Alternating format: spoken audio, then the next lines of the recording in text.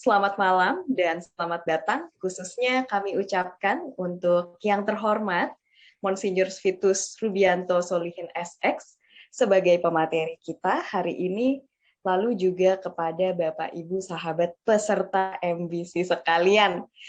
Selamat malam dan selamat datang. Senang sekali, izinkan kami juga selaku perwakilan untuk memperkenalkan diri, karena ada kami dari lingkungan Santo Mikael dan ada dua rekan saya. Selamat malam semuanya, Monsinyur dan Bapak Ibu sekalian. Perkenalkan, saya Ines dari lingkungan Santo Yosef, wilayah 8. Selamat malam Bapak Ibu semuanya, perkenalkan nama saya Adela dari lingkungan Santo Matias, wilayah 23. Dan seperti yang tadi udah dibilang nih, merupakan kehormatan bagi kita semua bisa ikut terlibat dalam pertemuan ke-11 dari Megushim Bible Club pada 27 Maret ini. Yang berdekatan juga nih dengan ulang tahun pertama MBC pada 18 April, bentar lagi nih.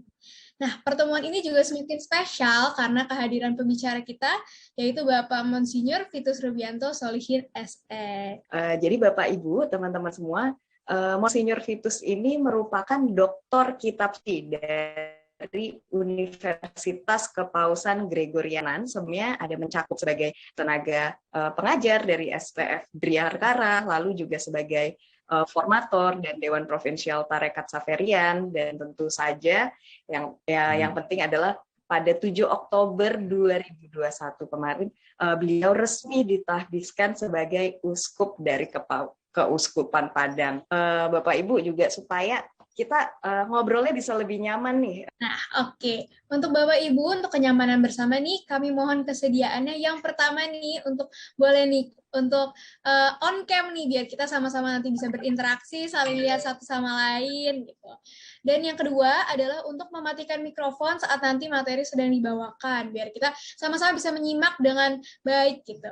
Dan yang terakhir, fitur chat kami buka untuk jika ada pertanyaan yang nanti mau diajukan nih. Jadi boleh banget sambil mendengarkan, kalau ada sesuatu yang mau ditanyakan, langsung bisa menggunakan fitur chatnya.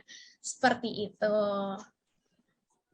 Nah, untuk agar kegiatan malam ini berjalan dengan lancar, kita akan buka nih dengan doa yang dipimpin oleh Kak Ines. Kepada Kak Ines, kami persilahkan. Oke, mari semuanya kita siapkan hati. Kita tundukkan kepala dan kita buat tanda kemenangan dalam Kristus. Bapa, Putra, Roh Kudus. Amin. Amin. Selamat malam ya Bapa yang Maha Pengasih dan Penyayang. Kami mau mengucap syukur sebab karena kasih setiamu, kami boleh berkumpul pada pertemuan ke-11 Megushim Bible Club malam ini. Dan kau hadirkan bagi kami hambamu Monsinyur Vitus Rubianto SX, yang akan menjadi perpanjangan lidahmu dalam mengenalkan kepada kami koleksi Mazmur Perziarahan. Ya Tuhan, sekiranya Engkau urapi Monsinyur Vitus sehingga ia boleh menyampaikan apa yang hendak Engkau sampaikan kepada kami. Dan bagi kami yang hadir di sini, mohon berkat Roh Kudus, agar kami kau buka telinganya untuk mendengarkan Engkau, dan kau buka juga hati kami untuk bisa memahami Engkau. Semoga kami bisa fokus dan semakin mengenal Engkau melalui acara malam ini. Mohon juga ya Tuhan, agar kiranya Engkau berkati setiap alat yang kami gunakan, agar acara malam ini bisa berjalan lancar. Tuhan juga berkati mereka yang belum bisa hadir pada malam ini ya Bapa. Terima kasih dalam nama Putramu Yesus Kristus kami berdoa. Amin. Amin. Bapa, Putra, Roh Kudus. Amin. Kudus, amin. Nah, tentu aja sekarang buat Bapak Ibu yang tuh nggak sabar, karena itu saya ingin langsung mengundang moderator kita pada malam ini, yaitu Bapak Kri, dan tempat kami persilakan. Ya, terima kasih Vena. Selamat malam Monsinyur, Ibu Bapak, Saudari-saudara yang terkasih dalam Kristus. Malam ini kalau boleh saya bilang istimewanya double, karena yang pertama tentu adalah kehadiran dari Monsinyur Vitus dalam pertemuan ke-11 MBC, dan yang kedua adalah kehadiran adik-adik kita, Vena, Ines, dan Adel, yang menjadi pembawa acara di dalam MBC yang ke-11 ini. Tentu ada satu alasan tersendiri mengenai kehadiran mereka di malam hari ini. Saat ini seksi kerasulan kitab suci sedang membentuk kerasulan kitab suci milenial, di mana nanti para pionir-pionirnya tentu adalah ketiga adik-adik kita ini. Nah, KKS milenial ini dibentuk karena adanya satu kebutuhan agar kitab suci juga semakin dikenal dengan baik di kalangan generasi muda. Dan tentu ini sejalan dengan apa yang disampaikan di dalam Konstitusi Dogmatis De Verbum nomor 22, bahwa bagi kaum beriman Kristiani, jalan menuju kitab suci harus terbuka lebar. Nah, Ibu Bapak, mungkin Anda bertanya-tanya kapan launchingnya dan lain sebagainya. Nah, nanti silahkan ditunggu pengumuman lebih lanjut dari seksi kerasulan kitab suci. Baik, kita akan menuju materi utama pada malam hari ini, yaitu mengenal koleksi Mazmur Pesiarahan. Ibu Bapak, kitab Mazmur merupakan kitab yang berisi kumpulan madah dan puji-pujian. Mazmur ini digunakan di dalam ibadah-ibadah orang Yahudi dan tentu saja beberapa denominasi gereja, termasuk gereja Katolik. Dan seperti kita ketahui bersama bahwa kitab Mazmur ini terbagi ke dalam 5 jilid, di mana jilid kelima, yaitu Mazmur 107 sampai 150, terdapat bagian yang disebut dengan Mazmur Pesiarahan.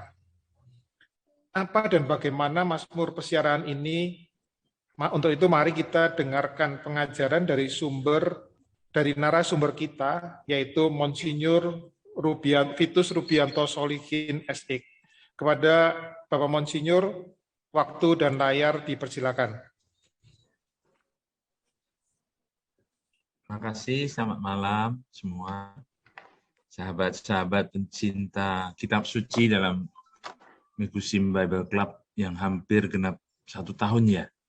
Maka Profisiat atas kesetiaan dalam menekuni firman Tuhan sampai sekarang, termasuk bahkan merekrut banyak anggota muda juga. Saya share bahannya dulu, kalau bisa lebih mudah nanti diikuti. Ya. Sudah kelihatan ya? Masuk. Iya. Mengenal koleksi Mazmur Pesiarahan. Nanti saya mau bicara pertama, seperti sudah diberikan pengantar oleh Pak Kris tadi, bagaimana kitab Mazmur kita. Jadi di mana koleksi Mazmur Pesiarahan itu. Jadi bicara tentang kitabnya sendiri sebagai perkenalan, lalu baru masuk ke koleksi Mazmur Pesiarahan. Terakhir, kalau waktu masih mengizinkan, ada juga satu tafsir atau satu renungan, refleksi, bisa dikatakan demikian supaya lebih mudah, dari salah satu Mazmur Pesiarahan ini yang sebelumnya telah diminta supaya dinyanyikan gitu. Jadi ini menjadi satu doa juga pada akhir pertemuan kita. Maksudnya nyanyinya juga boleh pada akhir, bukan pada waktu selesai pengantar ini. Benar, doa itu termasuk seni yang harus dipelajari. Mengasihi adalah seni yang perlu dipelajari, karena tidak datang begitu saja. Tidak otomatis. Sejak dari masa kecil, belajar menerima kasih dan memberi kasih. Doa memiliki hubungan yang mendalam dengan kasih.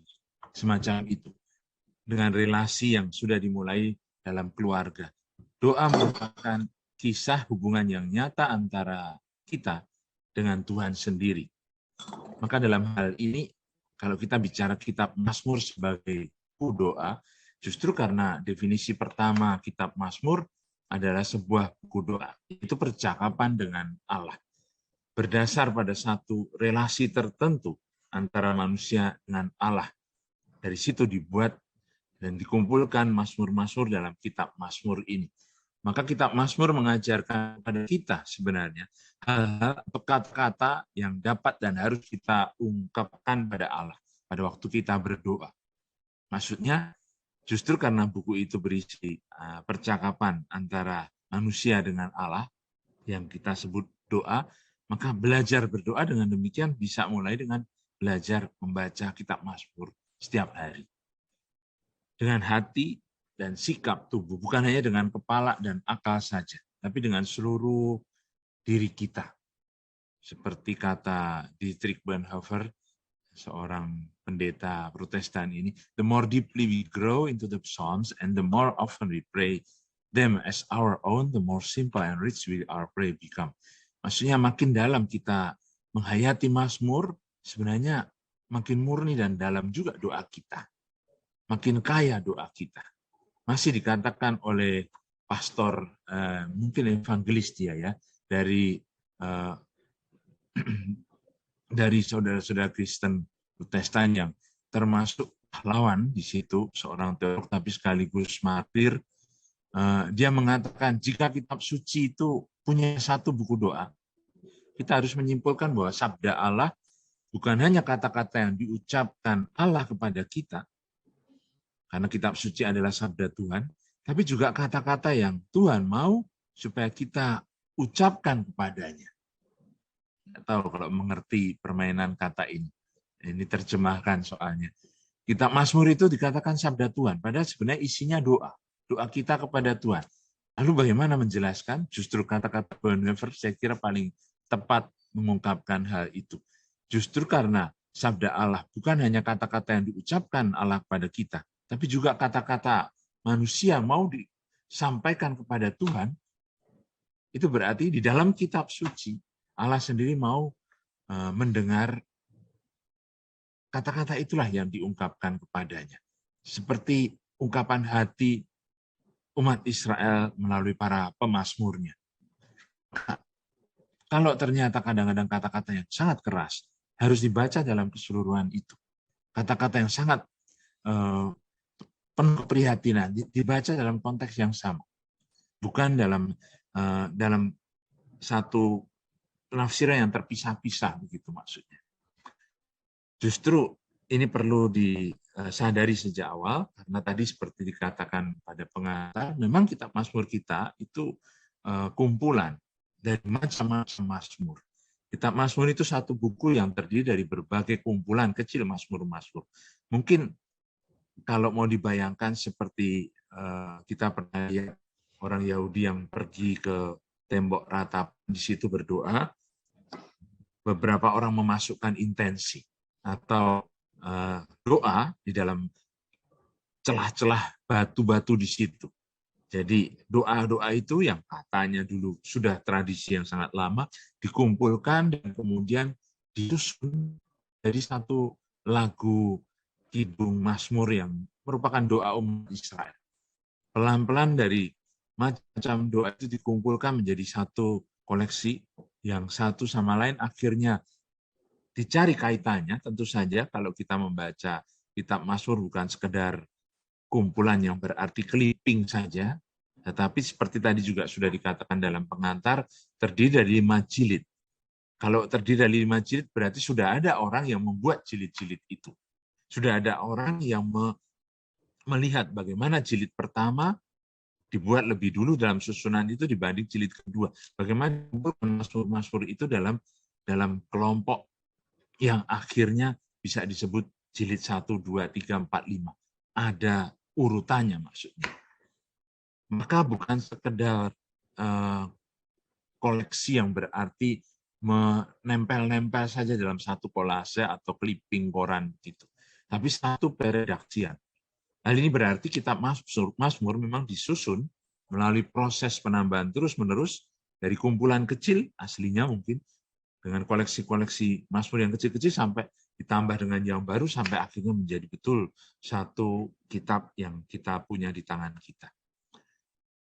Ambil contoh ya dari proses pengumpulan itu 3 koleksi yang disebut Mazmur Daud dan Mazmur dari kaum Lewi. 3 kumpulan Mazmur Daud.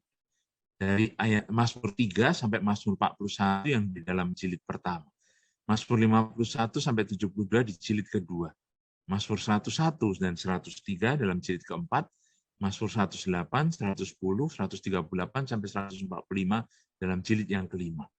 Lepas dari jilid-jilid ini yang menyatukan koleksi-koleksi ini nanti nampak bahwa ada koleksi kecil-kecil ini yang disebut Mazmur Daud. Sebagian besar bentuknya Mazmur permohonan. Ada juga kumpulan Mazmur kaum Lewi. 3 koleksi ini. Mazmur 42 sampai 49, 84 sampai 89 dari yang disebut Bani Korah, dulu semacam bayangan kelompok-kelompok paduan suara di dalam bait Allah itu. Jadi anak-anak Korah, anak-anak Asaf gitu, dan kaum Lewi. Mazmur 50, 73 sampai 83 itu dari Asaf.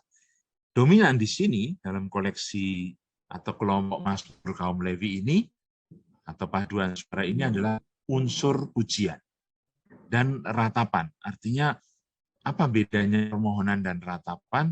Jadi kalau permohonan dalam bentuk keluhan itu sangat personal, pribadi, ratapan itu biasanya permohonan yang sifatnya kolektif dari umat atau dari bangsa Israel.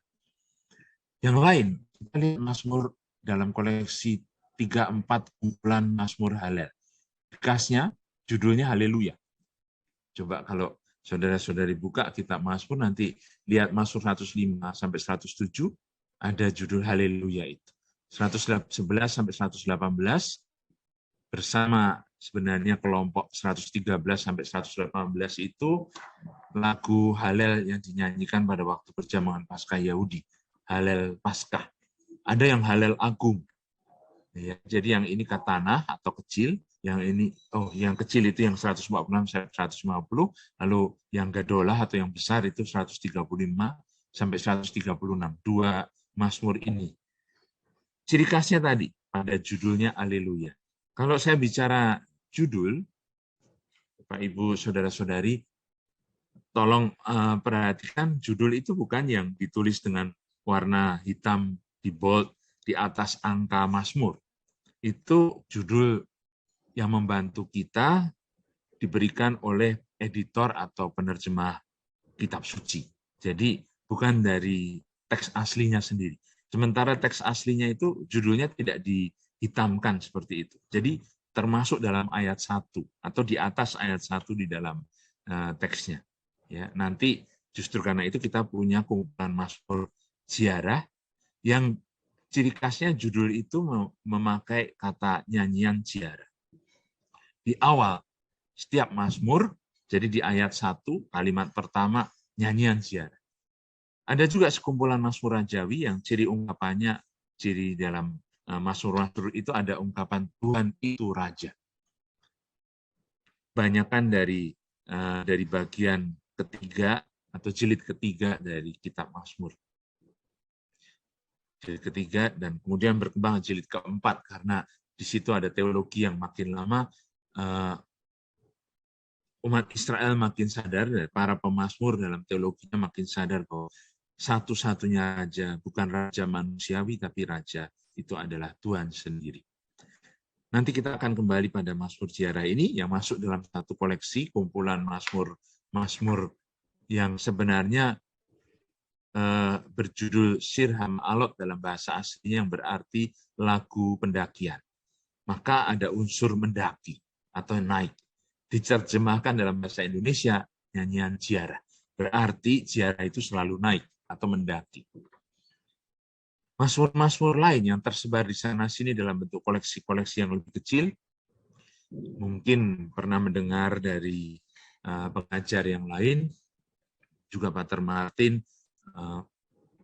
Pak Jarod, mungkin Pak Seto, atau juga Pak Frans, ya, yang membagi mazmur-mazmur yang individual, mazmur personal, atau mazmur yang kolektif, mazmur yang sifatnya sejarah, atau mazmur yang bernilai kepercayaan dan kepasrahan, mazmur yang bentuknya seperti doksologi atau mazmur-mazmur perjanjian, mazmur kerajaan, mazmur Sion, macam-macam. Tapi sebenarnya lebih sederhana. Saya hanya mau tunjukkan yang sering disebut mazmur rajawi seperti mazmur-mazmur ini, atau mazmur yang bentuknya seperti orakel atau nubuat kenabian, atau berkat imam. Mazmur 91, 128, 133, 134 ini 3 mazmur yang nanti akan kita bahas dalam nyanyian ziarah.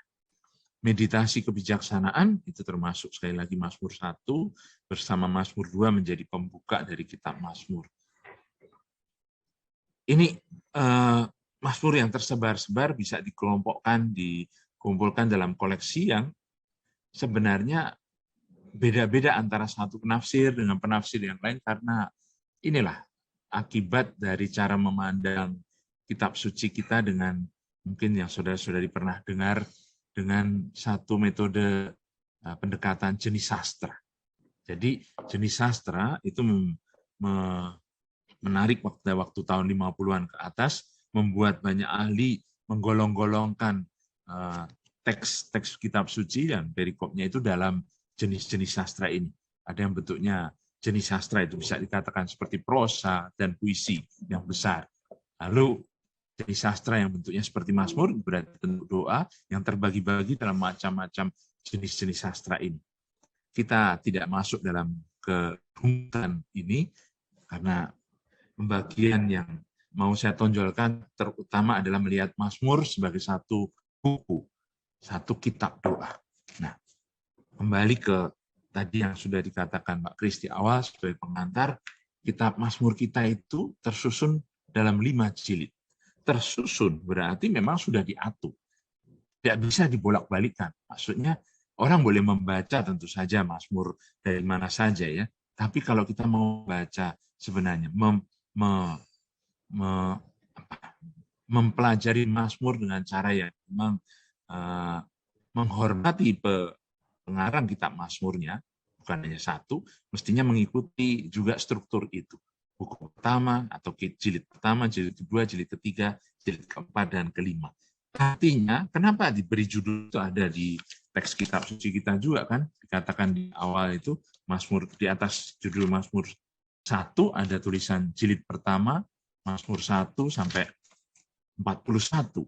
Itu berarti ada maksudnya. Justru karena ditulis jilid pertama. Karena memang tradisi kita membagi kitab Mazmur dalam 5 buku. Jilid 1 sampai 41, orang sering mengatakan pengarangnya adalah Raja Daud. Begitu juga yang koleksi kedua. Jilid kedua maksudnya. Sampai Mazmur 72. Karena di akhir Mazmur 72 itu kita menemukan satu petunjuk. Inilah Mazmur-Mazmur Daud. Dan karena itu kita bisa katakan jilid pertama dan jilid kedua terutama disusun dari Mazmur Raja Daud. Ayat 20 dari Mazmur 72. Jadi yang terakhir di sini menyebut sekianlah doa-doa Daud bin Isai. Maka jilid 1 dan jilid 2 dikatakan pengarangnya Raja Daud. Jilid ketiga di tengah-tengah ini bisa dikatakan yang menjadi penyatu dari 5 kitab Mazmur kalau kita lihatnya sebagai konsentrik ya. Di sini kebanyakan justru malah dari paduan suara yang dibuat oleh Daud, terutama dari Mazmur Asaf. Jilid keempat ayat Mazmur 90 sampai 106 dan yang terakhir 107 sampai 150. Pembagian ini menarik karena ditandai oleh doxologi, artinya puji-pujian kemuliaan. Artinya tidak main-main atau tidak kebetulan bahwa ada pembagian jilid ini. Karena setiap kita temukan Mazmur yang terakhir dalam setiap jilid, ada puji-pujian kemuliaan. Nanti kita lihat. Nah, di seluruh kitab Mazmur ini, buku yang kelima atau jilid kelima ini menjadi sekaligus puji-pujian, Mazmur 150 terutama, kuncinya di sini menjadi doxologi atau penutup puji-pujian untuk seluruh buku atau kitab Mazmur. Karena isinya memang lagu puji-pujian, Halel. Kalau saudara-saudara dibuka, bagian terakhir itu Mazmur Haleluya. Pujilah Allah dalam tempat kudusnya. Pujilah dia dalam cakrawala yang kuat. Nanti akhir, kata terakhir dari Mazmur 150 juga menyatakan Haleluya. Itu.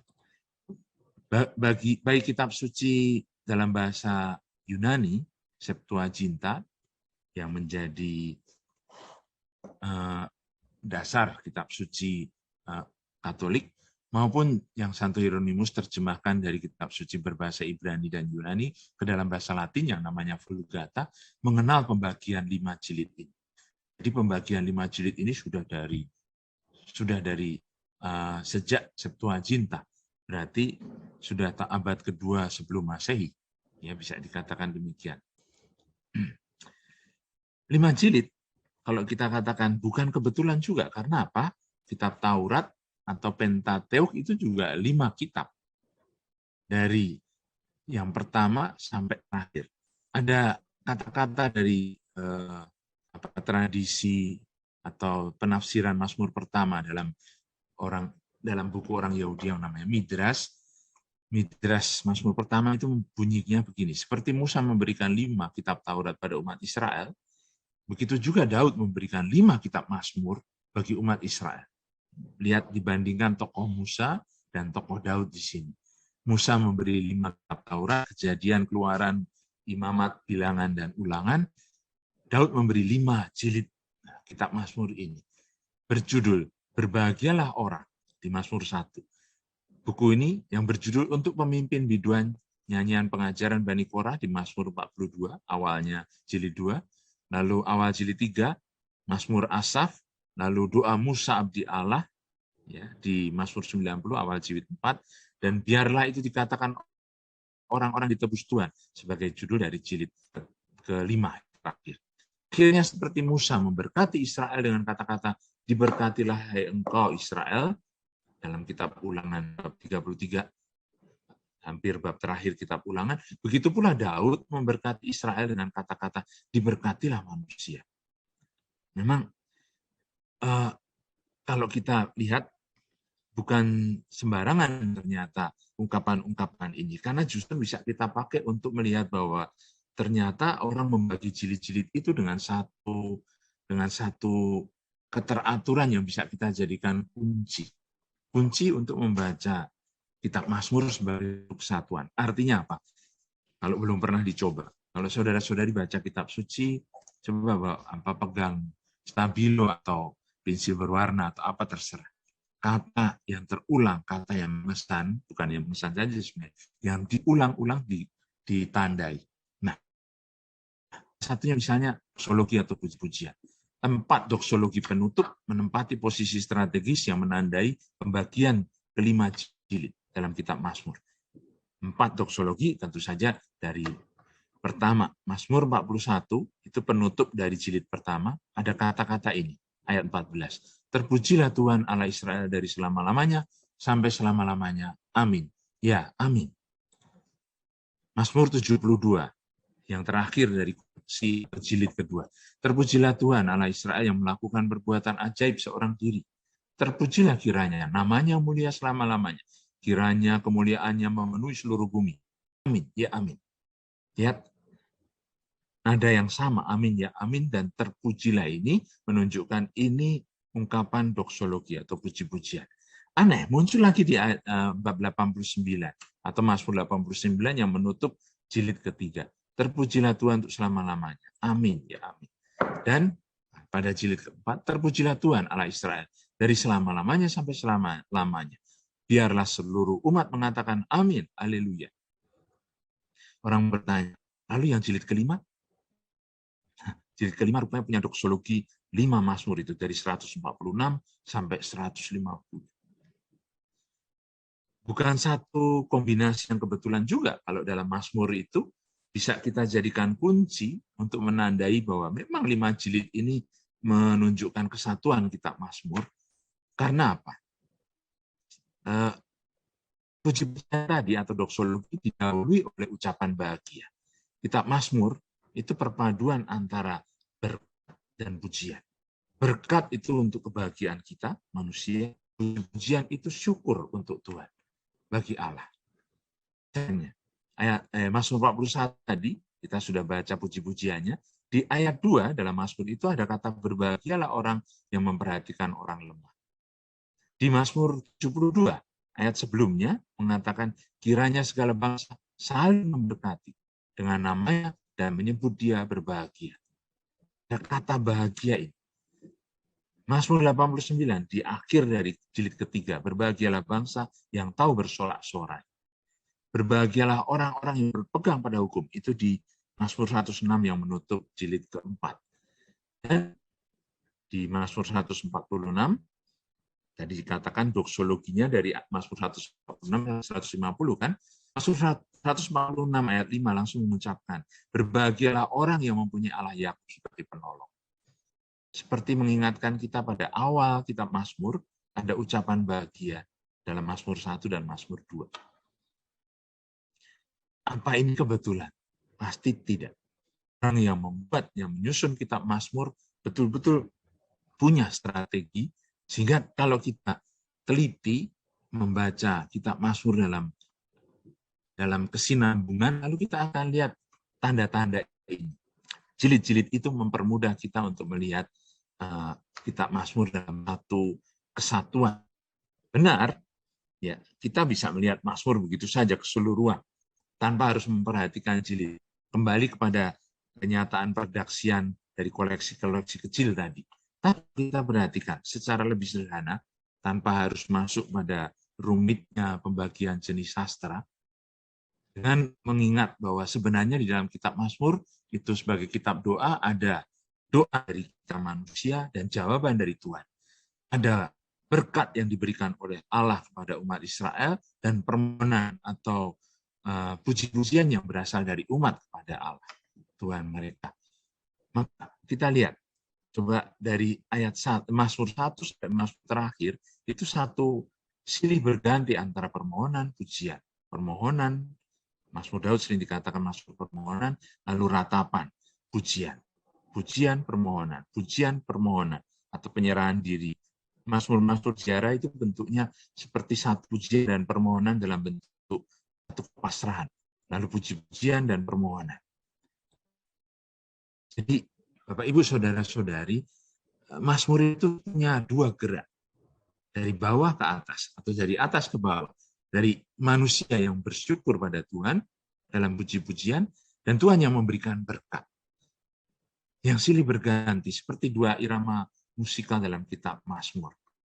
Dan itulah yang membuat kita beranjak dari satu tempat ke tempat lain, dari bawah ke atas seperti satu pendakian. Dari permohonan sampai ke puji-pujian. Kalau koleksi atau jilid pertama dan kedua, tadi dikatakan kebanyakan dari Mazmur yang diasalkan dari Raja Daud sebagai inspiratornya, bahkan juga penulisnya yang mengubah Mazmur-Mazmur permohonan itu, kita sampai ke akhir kitab Mazmur dengan puji-pujian. Mazmur-Mazmur dari jilid keempat dan jilid kelima itu penuh dengan Mazmur Halel dan Mazmur puji-pujian. Jelajah dalam kitab Mazmur dengan cara seperti ini adalah satu gerakan dari permohonan, doa kita kepada puji-pujian, karena doa kita dikabulkan. Berkat, kebahagiaan dari Tuhan, sampai kepada kesadaran bahwa kita memang ada dan tenang di dalam Dia. Satu undangan perjalanan yang harus ditempuh dalam hubungan kita dengan Allah. Bagi kita manusia, itu satu berkat kebahagiaan. Sejak dari Mazmur pertama, berbahagialah orang yang berjalan menurut itu kehendak Tuhan. Dan bagi Allah itu satu puji-pujian syukur. Haleluya, marilah kita memuji Tuhan. Maka dalam konteks ini kita mau bicara nyanyian ziarah itu. Satu pendakian dari permohonan ke puji-pujian. Di mana dibuat? Ya, orang Yahudi tidak bisa lain berpikir kecuali di kota suci Yerusalem. Ziarah dengan demikian ya ke Holy Land gitu. Ziarah dengan demikian ke gunung Tuhan. Naik ke gunung Tuhan. Di mana? Di Gunung Sion itu ada kota suci Yerusalem. Di dalam kota suci Yerusalem ada tempat bait Allah, rumah Tuhan. Di dalamnya ada tempat yang maha kudus. Ya, jadi yang paling kudus dari yang kudus gitu.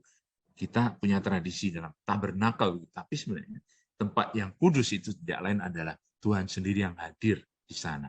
Yerusalem itu disebut 17 kali dalam kitab Mazmur. Tapi sebutan lain, Bukit Sion atau Gunung Sion, 37 kali. Juga bait Allah yang menjadi pusat dari, kita bisa katakan, geografi kitab Mazmur, geografi doa orang Yahudi itu punya pusat seperti ini. Ya. Maka dikatakan, jangan bersumpah baik pada Allah atau kota suci. Ya, karena memang di sini tempatnya, pusatnya. Tidak bisa cemarkan dengan sesuatu yang ternyata sembrono saja mau keluar dari mulut kita.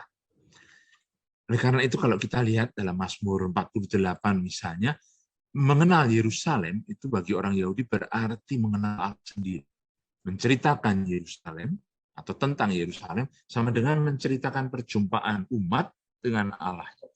Maka ini satu pewartaan iman bagi orang Yahudi, satu warta gembira. Dan pergian ke Yerusalem pasti suasananya adalah sukacita ini. Mazmur 84 meskipun tidak masuk dalam kumpulan nyanyian ziarah yang mau kita bahas, tapi bisa dikatakan memang itu Mazmur peziarah.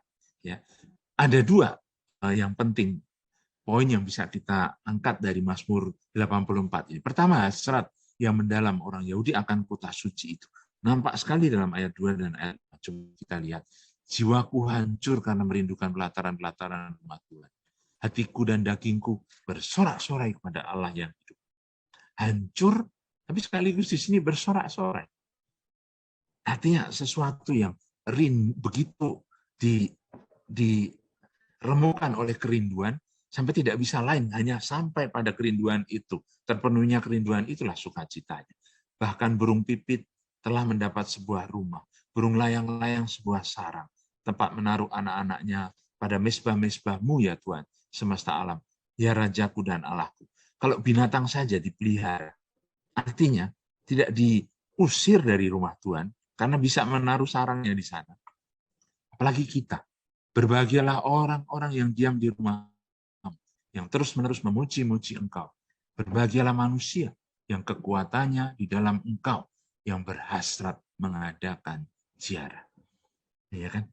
Jadi kerinduan itu satu ziarah. Doa itu satu pendakian, satu ziarah. Ziarah itu sesuatu yang membuat kita naik, bukan turun. Naik itu berarti mengangkat kepala sampai kita betul-betul seperti orang yang bukan terpuruk dan sedih, tapi orang yang bersuka cita. Oleh karena itu, hasrat untuk berjalan yang kedua berarti ingin naik ke Yerusalem. Karena kota Yerusalem ada di atas gunung itu. Apabila melintasi lembah Bekah, mereka membuatnya menjadi tempat yang bermata air. Bahkan hujan pada awal musim menyelubunginya dengan berkat. Mereka berjalan makin lama makin kuat. Itu berarti perjalanan itu menanjak. Hendak menghadap Allah di Sion. Ini Mazmur 84 yang bagus sekali untuk menggambarkan bagaimana artinya ziarah. Seperti dikatakan dalam ayat 4 tadi. Dari sini maksudnya. Nah, nanti kalau kita baca koleksi Mazmur ziarah, sebenarnya semangat peziarahan itu ada di mana-mana, ada di banyak Mazmur. Ya. Karena memang teologinya orang Yahudi berpusat pada kota suci itu, berpusat pada bait Allah di Yerusalem. Karena tempat kediaman Allah. Nanti Mazmur 132 yang akan kita lihat dalam nyanyian ziarah, memberi alasan dari semua ini. Karena apa? Allah sendiri diam di Yerusalem. Dia sendiri telah memilih. Sebab Tuhan telah memilih Sion, mengingininya menjadi tempat kedudukannya. Inilah tempat perhentianku selama-lamanya. Di sini aku hendak diam, sebab aku mengingininya. Diulang-ulang kata-kata itu. Allah sendiri yang menentukan, yang mau tinggal, yang mau hadir. Ini kita bicara dalam perjanjian lama. Nanti kerinduan yang begitu berabad-abad diwartakan juga oleh para nabi, nanti akan diam di rahim seorang perawan. Ketika sabda firman Tuhan itu menjadi daging dalam diri Yesus, tempat kediaman Allah, karena Allah mengendakinya, Allah mengingininya. Dan di situ lalu kita lompat sedikit, justru karena Yesus yang lahir seperti kita, putra Allah yang menjadi manusia, menjadi saudara kita, maka semua kita saudara. Nah, itu konsepnya ketika membayangkan dari Mazmur sendiri yang mengundang semua orang sampai ke tempat pusat ziarah itu di Sion, karena akhirnya semua diajak untuk menjadi warga negara Sion. Tuhan lebih mencintai pintu-pintu gerbang Sion daripada segala tempat kediaman Yakub. Hal-hal yang mulia dikatakan tentang engkau ya kota Allah. Tapi bagian yang ini yang penting, aku menyebut Rahab dan Babel di antara orang-orang yang mengenal aku. Bahkan Filistea, Tirus, dan Ethiopia. Ini pun dilahirkan di sana. Tetapi tentang Sion dikatakan, seorang demi seorang dilahirkan di dalamnya. Dan dia yang maha tinggi menegakkannya. Tuhan menghitung pada waktu mencatat bangsa-bangsa. Ini dilahirkan di sana. Dan orang menyanyi-nyanyi sambil menari beramai-ramai. Segala mata airku ada di dalam. Mazmur 87, ini juga bisa dikatakan ziarah, satu bentuk peziarahan, karena apa? Semua mengalir, atau semua diundang kembali ke hulunya. Gitu. Jadi bukan hilir sungai, tapi kembali ke asal-usulnya, yaitu di kota Sion. Bahkan seperti kata Mazmur itu di ayat 4-6, segala bangsa yang mendaftarkan diri untuk masuk dalam peziarahan damai ini. Ini satu bentuk universalisme, siapa saja bisa mengalami kehadiran Tuhan. Persaudaraan universal itu paling nyata kemudian kalau kita menjadi satu persaudaraan Kristiani di dalam diri Yesus. Ya kan? Begitu. Nampak di kitab suci perjanjian lama, khususnya kitab Mazmur ini, petunjuk bagaimana ditunjukkan kiblatnya arah angin ini. Rahab itu ada di barat, Babel ada di sebelah timur, Tirus ada di utara, Kus atau Ethiopia ada di selatan. Jadi seluruh penjuru mata angin ini ya diundang untuk masuk dalam aliran peziarahan yang sama.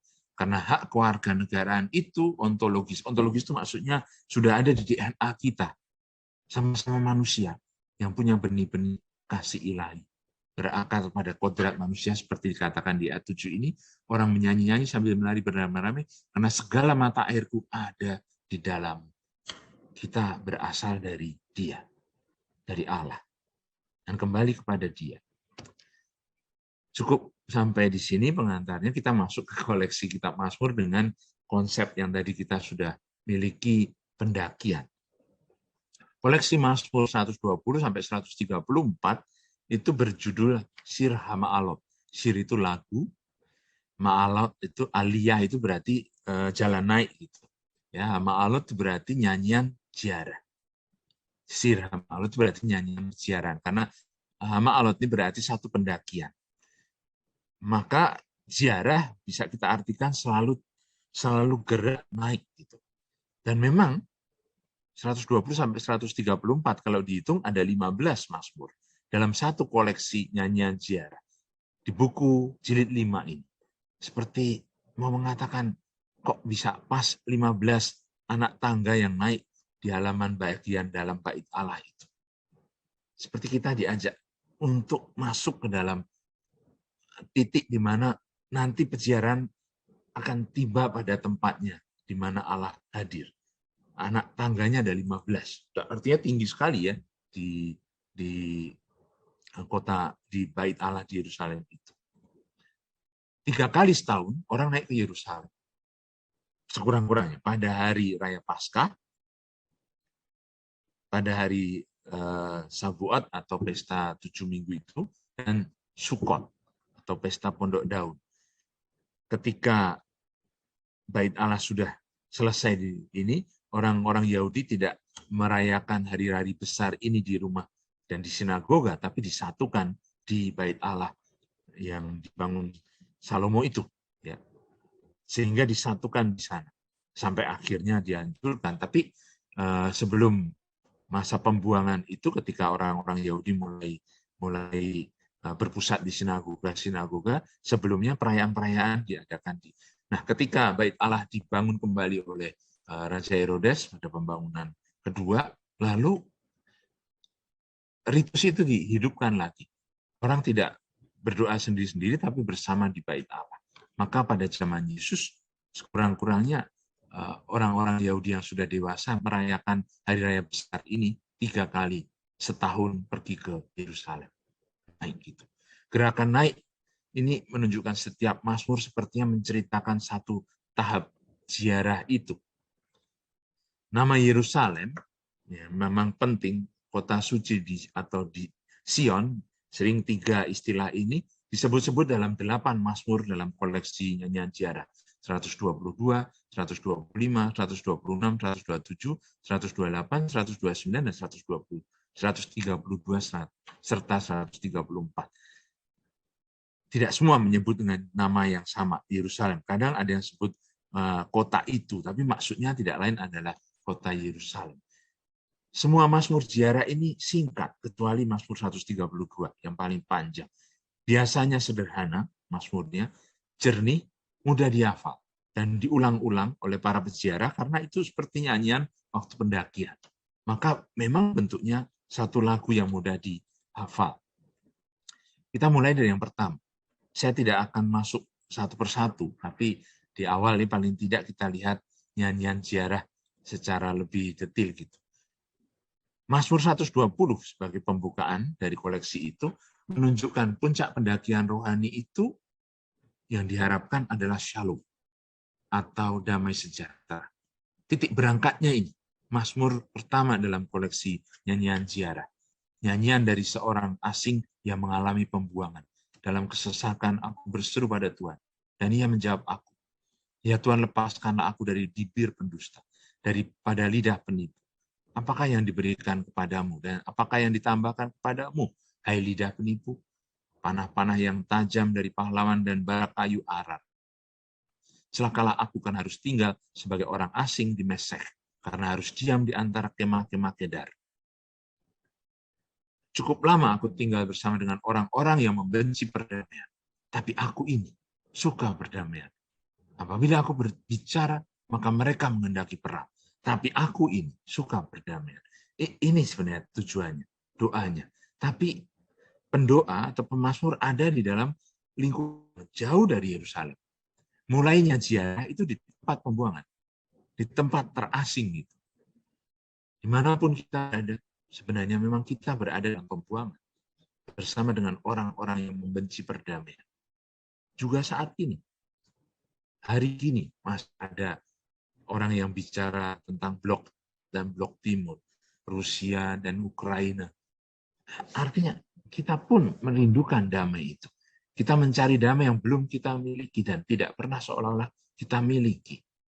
Ani shalom, aku ini suka perdamaian. Diterjemahkan begini, tapi sebenarnya aslinya itu tidak ada kata suka itu. Aku adalah damai sejahtera.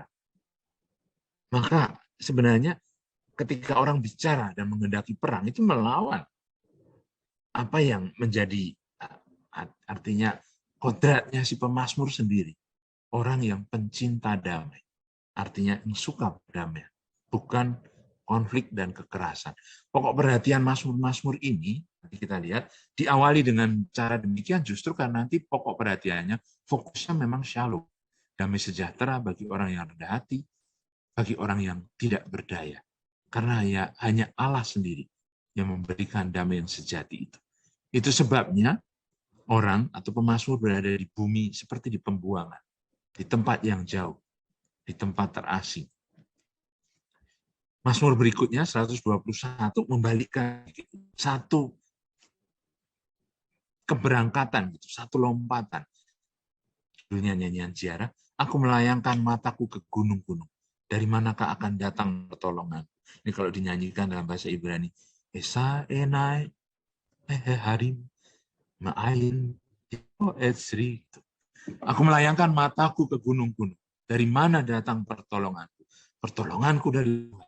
Menjadikan langit dan bumi. Kita tahu biasa kita pakai untuk awal doa berkat itu kan. Ia tak akan membiarkan kakimu penjagamu tidak akan terlelap. Sesungguhnya tidak terlelap dan tidak tidur penjaga Israel. Tuhanlah penjagamu. Tuhanlah naunganmu di sebelah tangan kanan.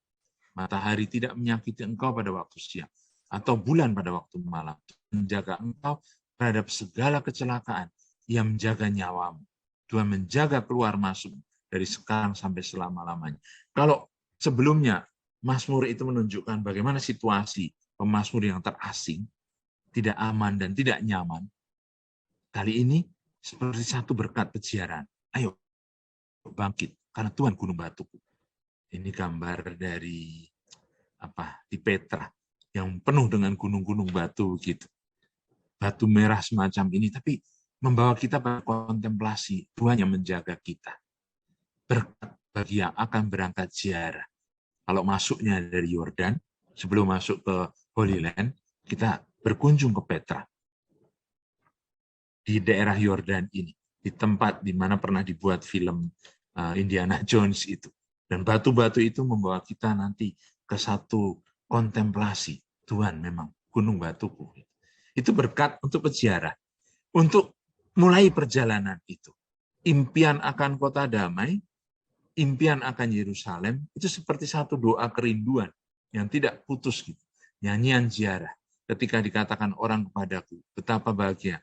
Mari kita pergi ke rumah Tuhan. Sekarang kaki kami berdiri di pintu gerbangmu, hai Yerusalem.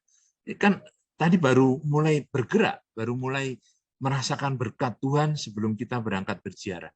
Tiba-tiba Mazmur 120 berikutnya ini, Mazmur 123 langsung menyadarkan kita bahwa pemazmur itu seolah-olah sudah sampai. Mari kita pergi ke rumah Tuhan. Sekarang kaki kami berdiri di pintu gerbang.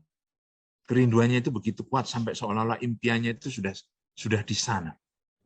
Hai Yerusalem, yang telah didirikan sebagai kota yang bersambung rapat, kemana suku-suku berziarah, suku-suku Tuhan, untuk bersyukur kepada nama Tuhan sesuai dengan peraturan bagi Israel. Sebab di sana ditaruh kursi-kursi pengadilan, kursi milik keluarga Raja Daud. Berdoalah untuk kesejahteraan Yerusalem. Biarlah orang-orang yang mencintaimu mendapat sentosa. Biarlah kesejahteraan ada di lingkungan tembok dan sentosa di dalam purimu.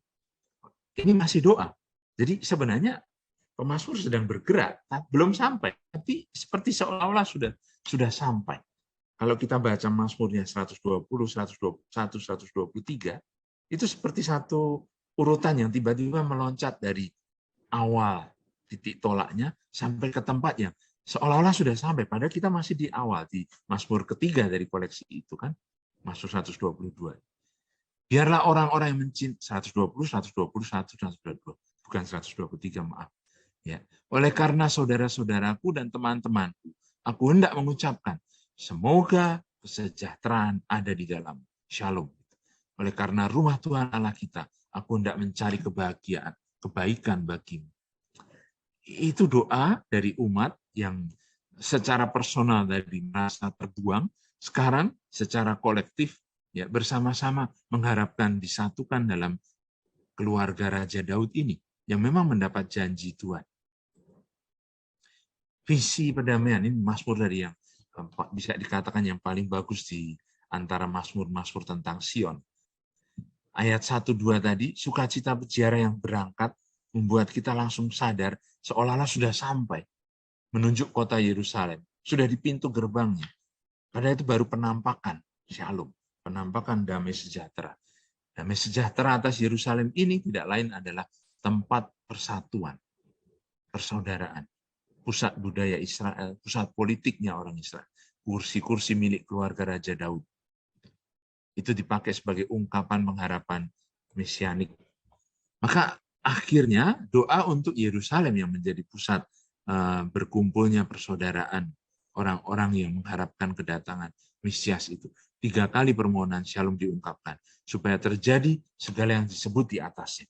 Maka si peziarah tidak saja mencari damai di Yerusalem, tapi sebenarnya membawa dalam dirinya waktu dia naik berziarah itu dalam permohonan-permohonannya. Juga Mesias, Ani Shalom. Dikatakan begitu di Mazmur 120 tadi, aku adalah Shalom itu. Akan datang ke Yerusalem sebagai peziarah sambil mendoakan Mazmur-Mazmur ziarah. Maka damai sejahtera yang sudah ada di dalam karena dirindukan, didoakan, itu juga yang membawa damai ketika berjumpa dengan saudara-saudara lain di dalam peziarahan itu. Maka kuat sekali doa peziarahan ini. Damai sejahtera yang diharapkan atas Israel. Meskipun belum sampai, tapi seperti memanfaatkan ini dia foto dari atas Gunung Nebo di tempat gereja yang dikelola oleh pastor-pastor Fransiskan itu dipasang di sana kenang ketika kunjungan dari Paus Yohanes Paulus II. Di situ diungkapkan pertama kali saudara-saudara tua pada orang-orang Yahudi. Di sini ditancapkan tiang yang menandakan lambang tongkat itu, Musa. Artinya tongkat yang dikatakan Nikodemus ketika berwawancara, bercakap-cakap dengan Yesus. Seperti Musa meninggikan ular di padang gurun. Ya kan? Di situ anak manusia juga akan ditinggikan. Di sini Paus Yohanes Paulus II memandang jauh ke depan. Ini sayangnya memang gambarnya pikselnya tidak bagus, maka tidak kelihatan. Tapi sebetulnya dari Gunung Nebo ini, tempat Musa wafat, bisa kelihatan kalau cerah seluruh wilayah Israel di sebelah sana. Ini kita ada di Yordan kalau di atas Gunung Nebo ini. Nah, saya bayangkan Anda sekalian ikut dalam peziarahan gitu. Mazmur 123 dan 125 itu mengajak orang seperti masuk dalam satu suasana. Yerusalem itu sudah mulai kelihatan dari jauh. Seperti ketika Musa yang tidak bisa masuk ke tanah terjanji, hanya bisa melihat dari gunung ini. Sama seperti Abraham juga. Si peziarah melayangkan matanya dan melihat gunung-gunung di sekeliling Yerusalem ini. Itu nampak dari ayat dari Mazmur 123 dan 125. Kalau kita baca, aku melayangkan mataku, ya engkau yang bersemayam di surga. Lihat, seperti mata para hamba laki-laki memandang pada tangan tuanya, seperti mata hamba perempuan memandang kepada tangan nyonyanya. Demikianlah mata kita memandang kepada Tuhan Allah kita sampai Ia mengasihani kita. Saya tidak tahu yang sudah pernah ke Holy Land, pernah membaca ini di atas Gunung Nebo atau tidak. Karena kalau kita bisa berdiri di sana dan melihat jauh ke depan panorama ini, memang betul kita rasakan kerinduan yang sama. Kasihanilah kami ya Tuhan, kasihanilah kami. Sebab kami sudah cukup kenyang dengan penghinaan. Jiwa kami sudah cukup kenyang dengan olok-olok orang yang merasa aman dan penghinaan orang-orang yang sombong. Mazmur 123 mengembalikan perhatian kita pada doa yang sangat pribadi, personal, seperti Mazmur 120 tadi. Ya, nanti pelan-pelan sampai ke 125, jadi bacanya 3-3 gitu, 120, 121, 122, 123, 124, 125 gitu. Ya, nanti kita lihat di 124 langsung terasakan dilingkupi oleh gunung batu tadi. Tuhan sendiri mengenang bahwa bahaya-bahaya itu ternyata Pak Mazmur mendapatkan kepasrahannya pada Tuhan. Jika bukan Tuhan yang memihak pada kita, sia-sialah kita. Mazmur 125 ayat 1 juga bunyinya mirip. Orang-orang yang percaya pada Tuhan seperti Gunung Sion yang tidak goyang. Kembali image seperti yang sudah kita lihat tadi di awal, gunung yang melingkungi wilayah pegunungan Yehuda ini membuat orang berpikir bahwa inilah yang mengajak kita berkontemplasi, Tuhan yang menjaga. Ada berkat atas para peziarah yang sedang mulai mendaki gitu. Damai sejahtera atas Israel itu muncul lagi nanti pada Mazmur 128. Kalau kita baca 126, 127, 128. Ya, selalu di bagian bawah ini ayat Mazmur 122, 125, 128 menunjukkan satu pengulangan yang sama. Damai sejahtera yang dirindukan atas kota Yerusalem, atas umat Israel, atas bangsa Israel, atas seluruh umat gitu. Jadi bukan hanya kerinduan seseorang, tapi menjadi kerinduan seluruh umat. Naik lagi, kita mulai dari 126. Ini ada di tengah-tengah dari koleksi itu, nanti kita akan lihat susunannya. Mazmur 126 itu membuat peziarah merasa sudah tiba di Sion. Rasanya seperti mimpi. Kalau kita baca 126. Ketika Tuhan memulihkan keadaan Sion, keadaan kita seperti orang-orang yang bermimpi. Waktu itu mulut kita penuh dengan tertawa, dan lidah kita dengan sorak-sorai. Sebenarnya Mazmur ini menunjukkan berakhirnya pembuangan, pengasingan, yang merupakan juga saat untuk mulai menabur benih. Ya, karena dikatakan nanti orang yang menabur dengan bercucuran air mata akan menuai dengan sorak-sorai, yang berjalan maju ziarah itu dengan menangis sambil menabur benih, pasti pulang dengan sorak-sorai sambil membawa berkas-berkas benihnya. Maka Mazmur 126 mengarahkan pandangan kembali dari tempat pembuangan ke tempat penuh berkat dan damai ini, seperti peziarahnya sudah sampai ke kota suci Yerusalem yang sekarang ini bukan bait Allah tapi masjid yang di sebelah golden kubah emas itu. Mazmur 127 dan 128 yang menyusul Mazmur 126 tadi yang mengajak orang untuk sadar sudah sampai dalam mimpi meskipun demikian ke kota Yerusalem. nada hikmat dan pujian di Mazmur 127 ini membawa suasananya ke berkat atas keluarga. Sukacita itu dirasakan bukan hanya pribadi, tetapi seluruh keluarga. Seperti seolah-olah dari ladang ke rumah. Jikalau bukan Tuhan yang membangun rumah, sia-sialah usaha orang yang membangun. Jikalau bukan Tuhan yang mengawal kota, sia-sialah pengawal berjaga. Sia-sia kamu bangun pagi-pagi, duduk-duduk sampai jauh malam, dan makan roti yang diperoleh dengan susah payah. Sebab Tuhan, Dia memberikannya kepada yang dicintainya pada waktu tidur. Sukacita ini menguraikan berkat dan damai sejahtera yang asalnya hanya dari Allah sendiri. Rumah, dan dengan demikian juga bait Allah, ya merujuk kepada Raja Salomo yang membangun bait Allah itu. Mazmur 127 ini memang merujuk pada berkat yang diterima oleh Salomo. Berbahagialah orang yang telah membuat penuh tabung panahnya dengan semuanya itu. Tidak akan mendapat malu apabila ia berbicara dengan musuh-musuh di pintu gerbang, karena mulutnya penuh dengan hikmat. Mazmur 128 menunjukkan lebih jelas lagi nyanyian ziarah itu menjadi berkat. Berbahagialah setiap orang yang takut akan Tuhan, yang hidup menurut jalan yang ditunjukkannya, seperti Mazmur 1. Dan berkat itu ditujukan kepada keluarga. Kiranya Tuhan memberkati engkau dari Sion, supaya engkau melihat kebahagiaan Yerusalem seumur hidupmu, dan melihat anak-anak dari anak-anakmu, berarti cucu-cucumu, damai sejahtera atas Israel. Ya, kembali Mazmur 128 mengungkapkan permohonan damai personal tadi ke umat, ke keluarga besar orang Yahudi, umat Allah. Gitu. Mazmur 129 menunjukkan ingatan mendalam kembali lagi ke masa lampau sampai pada masa muda. Mazmur 130 permohonan pengampunan, satu rekonsiliasi. Mazmur 131 menjadi satu mazmur kepasrahan yang luar biasa, yang nanti kita akan renungkan sendiri.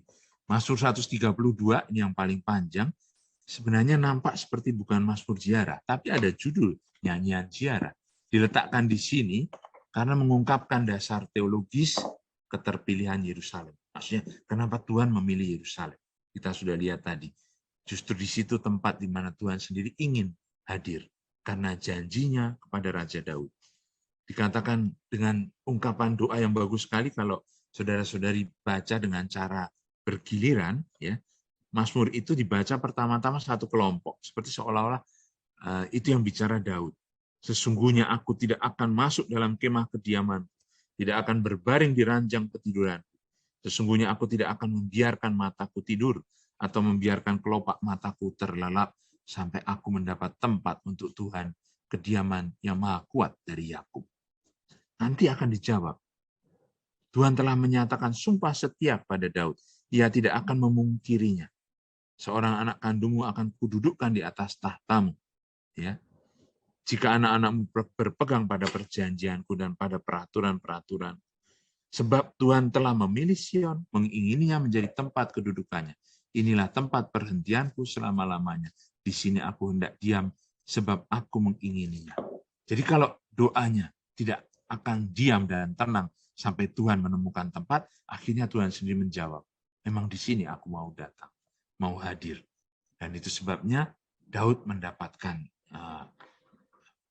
perhentiannya. Akhirnya Mazmur 133 mengungkapkan semua doa permohonan ini, janji itu ke dalam satu paguyuban. Karena memang 133 ini doa komunitas yang sering kita nyanyikan dalam lagu yang nadanya agak dangdut itu, ya kan? Siapa yang tidak senang gitu, seperti minyak yang turun ke atas janggut Harun. Gitu. Sukacita paguyuban, puncak pengalaman rohani yang bisa dipetik dari Yerusalem. Mungkin Mazmur ini memang diungkapkan pada satu kesempatan perjamuan yang mengakhiri ziarah. Orang sudah sampai di Yerusalem dan akhirnya berpesta dalam keluarga yang merayakan perjamuan suci. Damai yang diharapkan bagi Israel.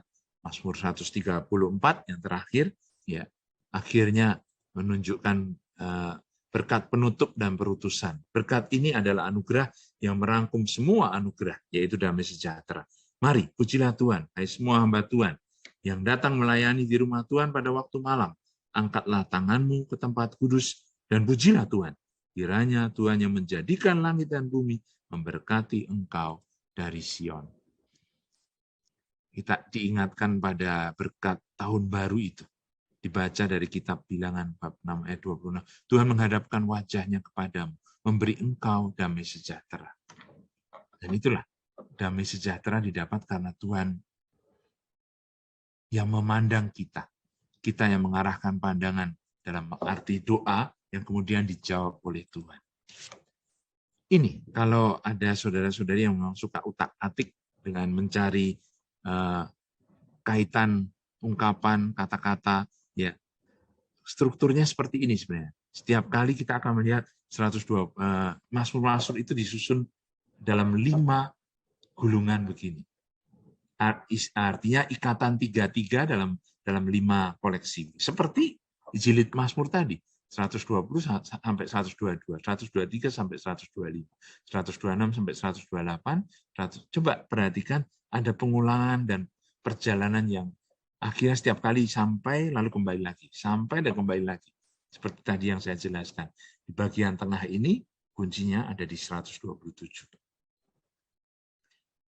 Ada pengulangan-pengulangan yang menarik kalau kita bagi dengan cara koleksi semacam ini.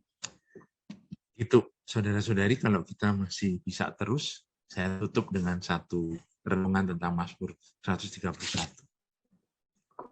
Nyanyian ziarah Daud yang menonjolkan kepasrahan yang total kepada Tuhan. Tuhan, aku tidak meninggikan hatiku dan tidak menyombongkan mataku.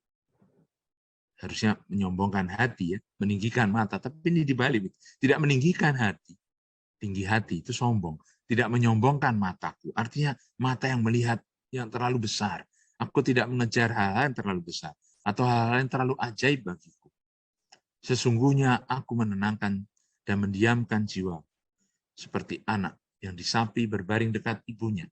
Ya, seperti anak yang disapi, jiwaku dalam diriku. Berharaplah kepada Tuhan, ya Israel, dari sekarang sampai selama-lamanya. Lihat, dari puji-pujian permohonan yang personal sekali, sampai akhirnya ke puji-pujian yang kolektif, yang nasional. Gitu. Atau masih katakan permohonan, tapi permohonan dari yang personal ke yang nasional. Israel sendiri. Satu harapan, damai untuk kota suci dan untuk penduduknya. Kalau kita bandingkan, sebenarnya strukturnya bagus sekali. Ada tablet yang negatif atau bagian yang negatif dibandingkan dengan yang positif. Hati memandang dari dalam, mata memandang keluar, kaki mengejar. Hati yang tadi dikatakan tinggi, itu seperti mata yang sombong. Kaki yang mengejar hal yang terlalu bukan miliknya sendiri, bukan kepasrahan pada Allah. Beda sekali dengan ayat 2. Jiwa atau hati tadi yang tenang dari dalam. Karena ada di pangkuan ibu, seperti anak di pangkuan ibunya, seperti bayi, tenang jiwanya dalam kepasrahan pada Allah. Maka ayat 3 akhirnya menyimpulkan doa itu dalam kepasrahan Israel sendiri yang harusnya berharap hanya pada Tuhan saja. Sederhana, Mazmurnya 3 ayat saja. Tapi coba lihat, kalau kita renungkan menjadi sangat dalam. Kidung ini dibuka dengan kewaspadaan akan hal-hal yang terlalu besar, sukses yang ajaib, kepastian manusiawi, kemenangan dari kesombongan, penyembahan berhala. Semua itu memudar di hadapan satu-satunya kepasrahan yang dimiliki seorang pemazmur, Anawim Tuhan, orang yang Anawim itu berarti hamba Tuhan, dalam batinnya iman akan Allah.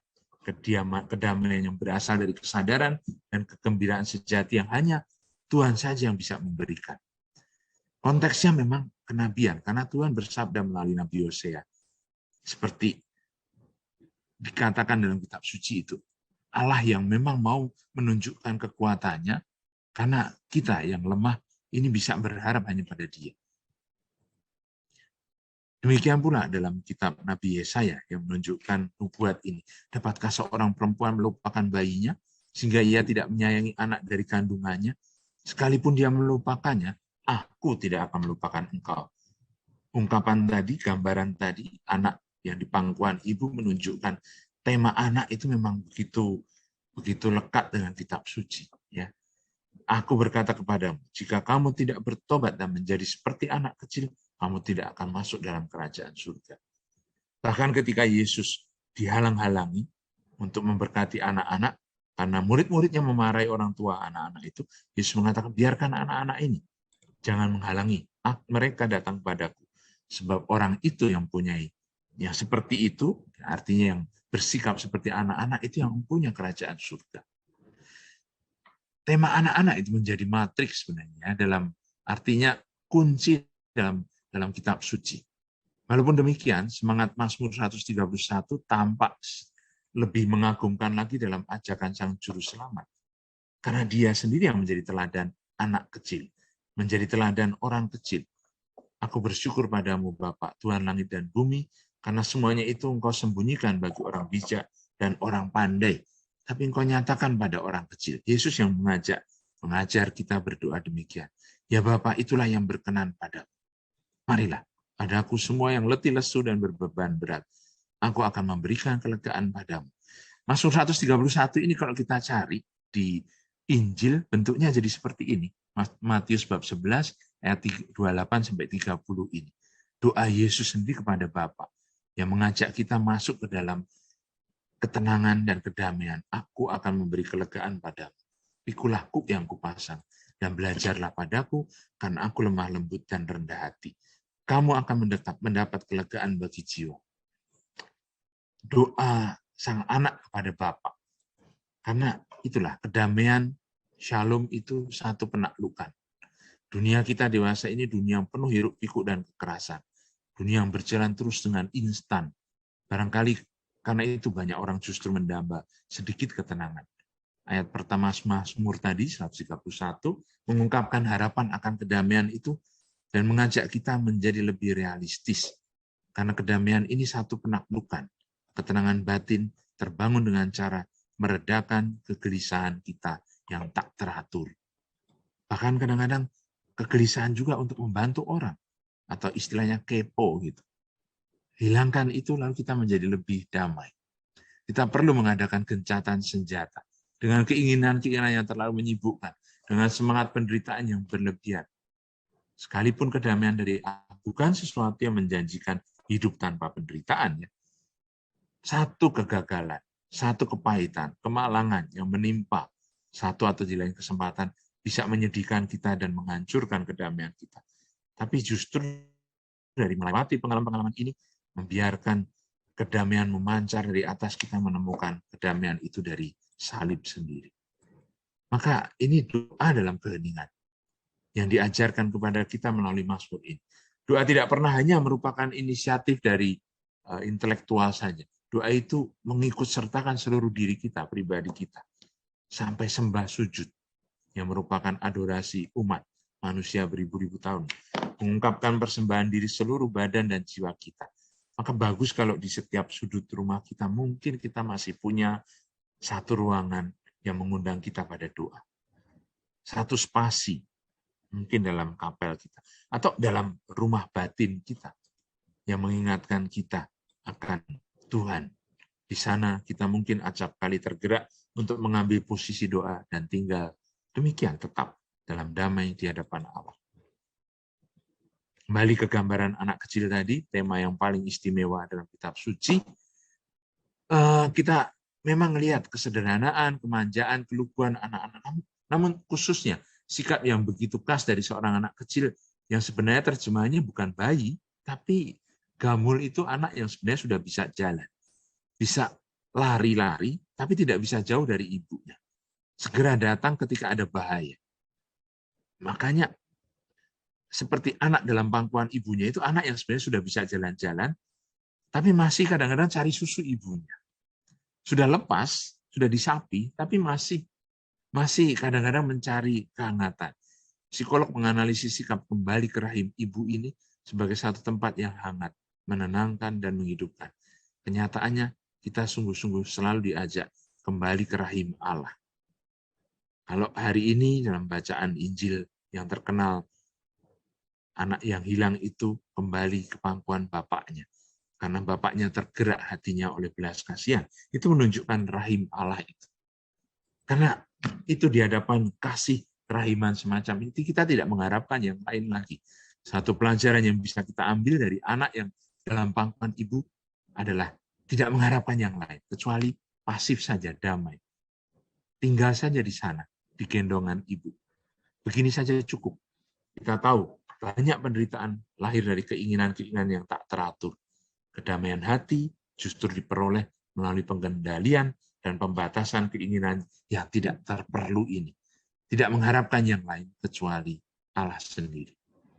Nada de turbe, nada des pantes, itu doa Santa Teresia itu kan. Justru karena kidung orang yang percaya, hasidim itu berarti, sebenarnya artinya hasid itu burung unta, tapi sering dipakai sebagai lambang untuk orang-orang yang begitu setia.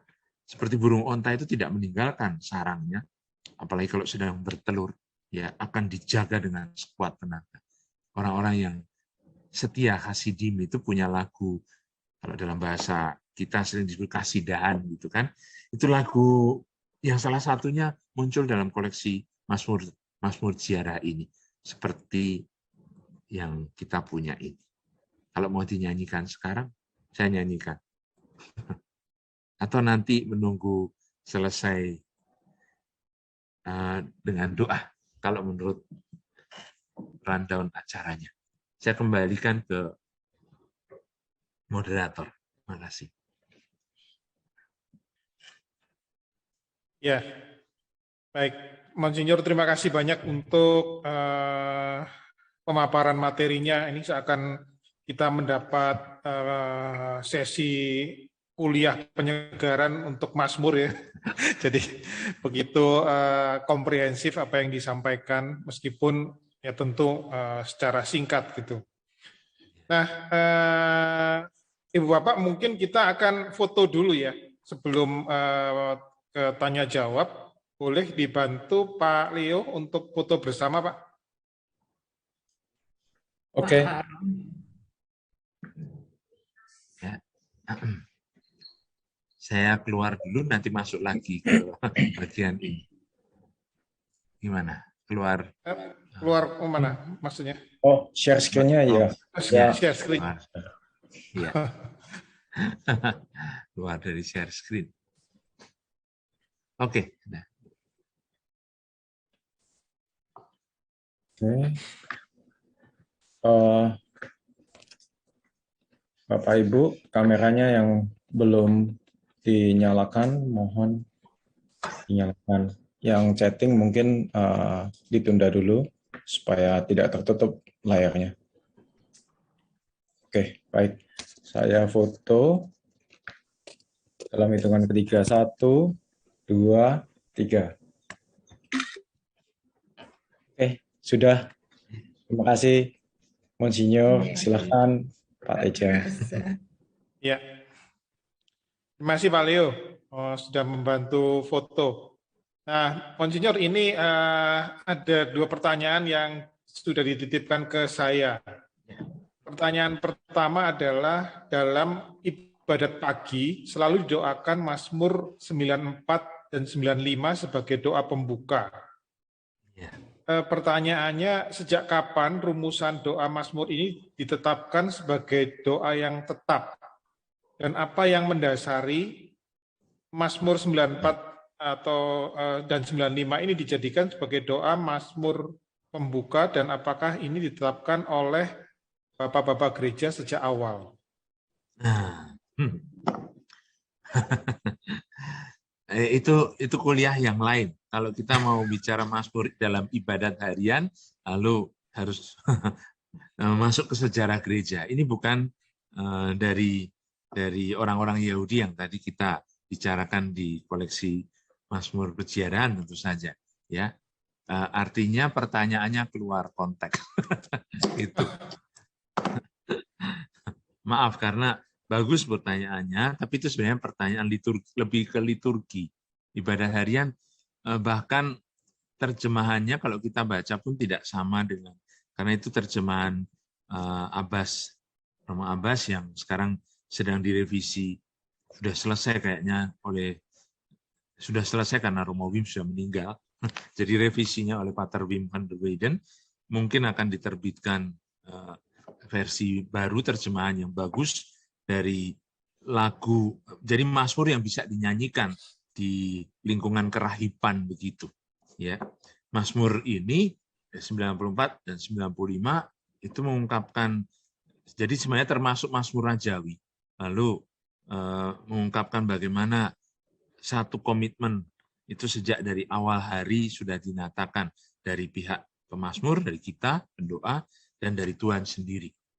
Ya, kadang-kadang kalau sampai ke bagian itu kan kita sendiri tidak bisa membaca dengan tenang, karena sudah bosan Tuhan seolah-olah dengan kita, karena kita berjanji lagi 40 tahun aku muak akan mereka itu, maka aku berkata umat ini tersesat hatinya. Ya, tapi ini di luar konteks yang kita bicarakan sebenarnya. Ya, jadi itu di bagian yang ditetapkan oleh gereja, bukan apakah bapak-bapak gereja harus tanya pada Romo Edi nanti, bukan pada saya, Profesor Edi Kristianto. Ya, baik. Terima kasih, Monsinyur. Pertanyaan kedua itu mengenai Mazmur 123 ayat 2. Pertanyaannya, mengapa di dalam Mazmur ini hanya disebutkan nyanyian siarah saja, tidak dijelaskan nyanyian siarah Daud atau Salomo? Jadi sesungguhnya nyanyian siarah ini dituliskan oleh siapa? Nah, tidak. Tadi saya bilang rujukannya ke Salomo itu dari tafsiran dari Mazmur 127 pusatnya, ya. Tapi kita tidak pernah mengatakan, tidak bisa juga pasti mengatakan bahwa itu digubah oleh Daud atau Salomo. Nyanyian ziarah ini nampaknya satu koleksi yang cukup modern sebetulnya ketika Bait Allah sudah jadi. Jadi sebenarnya kan tidak mungkin gubahan Daud, ya kan? Kalau kita pikir-pikir. Bahkan di awal tadi seperti nadanya memang dari pembuangan, maka itu justru sudah jauh sesudah zaman raja-raja gitu. Kenapa dirujuk atau tetap dikatakan misalnya di Mazmur 122 judulnya nyanyian ziarah Daud, ya. Seperti kalau kita baca di koleksi di jilid pertama dan kedua banyak sekali mazmur yang dikatakan Mazmur Daud. Maksudnya di sini mengungkapkan bagaimana Daud itu tetap menjadi raja yang bisa menjadi contoh atau teladan doa seperti itu. Doa kepasrahan semacam itu. Daud itu memberi ilham, inspirasi untuk orang membuat doa-doa itu. Memberi inspirasi untuk menggubah laku. Jadi authorship-nya itu bukan selalu dalam arti kepengarangan yang kita pikirkan sekarang sebagai hak cipta. Tapi authorship-nya itu lebih ke ilham yang memberi inspirasi. Gitu. Ya. Itu maksudnya kalau dikatakan Daud atau rujukan tadi Salomo. Sementara yang 127 nyanyian ziarah Salomo seperti dikatakan sebagai rujukannya benar lebih bisa lebih dimengerti karena apa? Bait Allah sudah. Tapi apakah lagu ini berasal benar dari Salomo sendiri yang memang dikatakan menggubah Amsal, Mazmur dan banyak puisi? Itu kita tidak pernah bisa tahu. Yang dalam bentuk koleksi sudah lengkap begini pasti bukan Salomo maupun Daud. Begitu. Ya. Ya, baik. Monsinyur, berarti penyusunan atau penjilitan pengaturan Mazmur menurut jilid-jilid ini juga tidak mencerminkan satu kurun waktu tertentu ya. Dalam kurun waktu, memang. Satu kurun waktu. Sampai akhirnya menjadi seperti yang kita terima, yang kita punya, pasti itu ada satu kelompok yang kemudian menjadikan Mazmur ini dalam jilid 1 sampai jilid 5. Tidak mungkin dalam satu periode yang artinya lepas-lepas. Ini pasti ada satu perjalanan. Bentuknya bagaimana pada awalnya kita tidak tahu karena kita punya sudah jadi begini. Nah, ini saja dalam penafsiran, artinya dalam studi, ya, bandingkan saja pengajar-pengajar kalian. Biasanya tidak punya kesatuan. Artinya apa?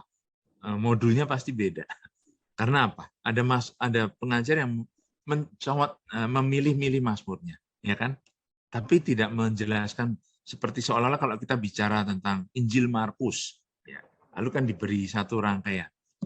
Mazmur jarang sekali yang diberi satu rangkaian. Jarang sekali yang bicara jilid 1 sampai jilid 5 dalam satu keteraturan.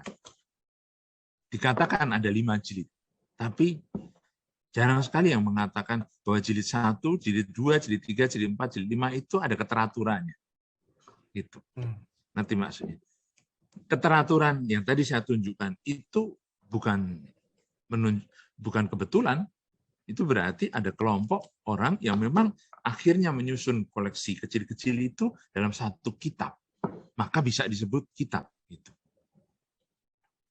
Ya, artinya harus dibaca dengan satu benang merah yang bisa diulang gitu. Karena kalau kita baca selalu lepas-lepas, sesudah selesai satu kuliah Mazmur ditanya, Usani apa yang diperoleh itu bingung. Ya kan? Nggak ada. Yang paling ingat ya Mazmur 23, Tuhanlah gembalaku gitu. Apa yang jadi kita memang punya gambaran yang terpecah-pecah gitu. Nah, paling tidak sore ini kita lihat satu koleksi. Ya, tapi satu koleksi yang ada dalam satu. Kenapa anehnya? Koleksi ini tadi di akhir saya buat dengan satu hipotesis juga itu ya, bahwa kalau ada yang berani menyusun Mazmurnya sedikit, kecil-kecil kan. Ayatnya itu sedikit gitu. Kalau ada yang berani buat otak-atik lalu kelihatan, kata ini terulang selalu di sini gitu. Itu bukan kebetulan. Strukturnya saya tunjukkan tadi menurun 3-3 dalam bentuk 5 itu.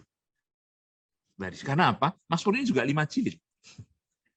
Naif sepertinya ya, tapi cek saja. Nanti bisa ketemu sesuatu yang bagus dinamikanya. Ya, sekali lagi ini kan cara orang membaca.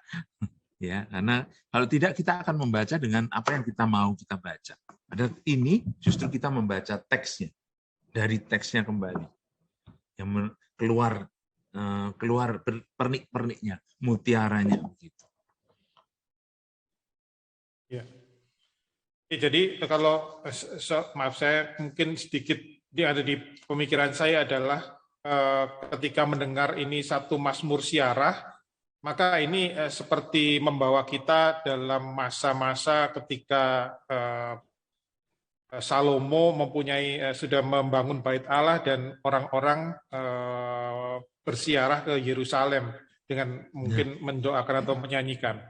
Namun ketika tadi Monsinyur justru bukan mencari asal usulnya, tapi mencari yang kita lihat kaitannya sekarang. Kaitannya satu Mazmur dengan Mazmur yang lain dalam koleksi ini. Gitu. Karena kalau dicari asal usulnya, pertanyaan kita menjadi historis. Pertanyaan sejarah. Tidak akan selesai. Karena siapa yang bisa pastikan bahwa ini Mazmur dari Daud atau dari Salomo? Atau ternyata bukan dari dua-duanya. Lalu siapa? Gitu. Ya kan? Itu maksudnya. Jadi dalam studi Mazmur ternyata ada banyak hal. Ada orang yang suka cari itunya. Lalu akhirnya putus asa, berhenti pada mencari siapa pengarangnya, lalu mulai masuk ke jenis sastranya. Dipisah-pisahkan. Lalu yang sudah jadi koleksi pun dipecah. Gitu misalnya. Ini kan jelas sekali. Tidak ada di tempat lain yang mulai dengan judul nyanyian Jiar. Hanya di situ saja. 120 sampai 134. 15 Mazmur. Kenapa 15? Tangga naik ke Bait Allah itu 15 itu misalnya. Atau 15 karena apa? Ganjil. Kalau ganjil berarti ada tengah-tengahnya. Ya kan? Kembali lagi ke cara saya melihat dengan menorah itu kan. Ya ini tergantung yang ngajar memang. saya membaca dengan cara seperti itu, maka jangan bertanya tentang asal usulnya karena memang ada sejarahnya, tapi Anda sekalian mau belajar sesuatu yang kira-kira atau ada yang di depan kita, itu aja. Yang kira-kira itu dibilang oleh buku-buku. Tapi kita tidak belajar dari buku lain, belajar dari kitab Mazmur mestinya kan. Baca dulu Mazmurnya. Rasakan kekuatannya. Baru berasa bahwa oh, ziarah itu artinya begini. Naik, pendakian, kesepian dan kerinduan. Kalau pernah pergi berkunjung ke satu tempat, pasti misalnya kita pergi satu peziarahan, pasti yang dipikir kapan sampainya ke sana. Nanti waktu pulang, lebih cepat waktu itu daripada waktu berangkat. Saya pergi ke stasi yang paling jauh, naik gunung, turun gunung, 4 bukit kami naiki, lewat sungai, lewat pohon-pohon kayu itu. Ketika berangkat 4 jam, 4,5 jam. Pulangnya ternyata hanya 3,5 jam. Nggak tahu kenapa. Tapi selalu begitu. Pulang lebih cepat. Nah, ada sesuatu juga di sini terasa. Mazmur-mazmur itu menggiring kita sampai nanti naik puncaknya itu di 126, 127, 128. Lalu mulai menurun gitu seolah-olah. Menjadi lebih cepat karena sukacita, karena kegembiraan. Nah, ini kan lain daripada bicara tentang sebenarnya nyanyian ziarah ini kenapa 133 dibilang nyanyian ziarah Daud. Ya, tapi 134 hanya nyanyian ziarah. Lalu orang mulai memikirkan tentang asal-usul Daud dan lalu tidak baca lagi Mazmurnya karena hanya berkutat di judulnya gitu. Judul penting, nyanyian ziarah. Tapi asal-usulnya Daud atau Salomo harus dibaca dalam rangkaian keseluruhan. 131 dan 133 kepasrahan dari contoh pemazmur yang mau tinggal di pangkuan ibu gitu seperti anak tinggal di pangkuan ibu itu nanti nampak sekali dalam bentuk sukacita ketika keluarga yang dimaksud di sini ya keluarga imam sebenarnya yang bersorak-sorai bersukacita karena akhirnya merasakan satu persaudaraan. Mazmur 133 itu. Ini satu perjalanan itu yang maksud saya membaca dengan cara seperti ini. Bukan dengan melepas-lepaskan. Nanti kalau kita bicara dengan cara yang tadi mencari asal-usulnya pasti nyanyian ziarah Salomo, Mazmur 127 ini kita pisahkan. Sebenarnya, padahal ketika orang mengatakan, iya ya, hanya satu saja yang disebut nyanyian ziarah Salomo, 127. Coba cek di tabel tadi, 127 itu ada persis di tengah-tengah. Dari ke-15 Mazmur itu. Artinya kalau kita hitung 1, 2, 3, 4, 5, 6, 7, ya, Mazmur 127 itu yang ke-8 ini. Karena nanti kita hitung dari sini 1, 2, 3, 4, 5, 6, 7. Gitu. 7, 7, 1. Yang 1 itu di tengah-tengah 127. Maaf yang adik-adik yang muda-muda, ini belum pernah bingung karena ketemu baru sekarang. Justru karena kita pakai matematika kitab suci. Nanti belajar dari senior yang sudah pernah belajar retorika di KPKS itu. Ya, baik. Ibu Bapak, apakah ada yang ingin ditanyakan? Atau mungkin bisa langsung raise hand? Mungkin agak susah kalau menulis di chat box. Boleh raise hand?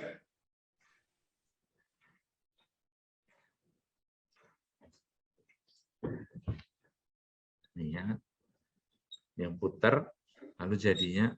Ya. Ini jimatnya kalau kata Pak Beni.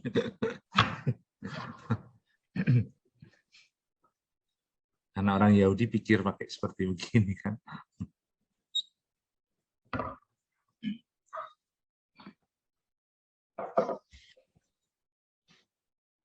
Monsinyur, ini ada yang bertanya, tapi mungkin agak sedikit juga di luar konteks. Apakah ada Mazmur 151?